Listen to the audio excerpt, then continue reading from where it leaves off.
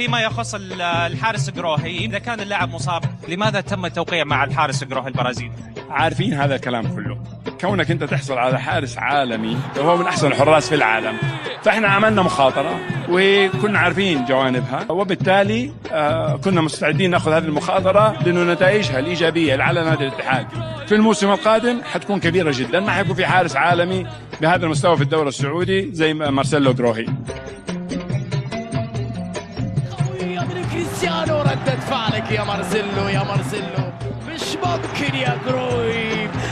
جروهي يبدع من جديد. نعم جروهي، اليوم جروهي، بالامس جروهي، وغدا جروهي بطل الاتحاد حارس العميد. مارسيلو جروهي 14 تصدي للحارس الكبير يا الاتحاد.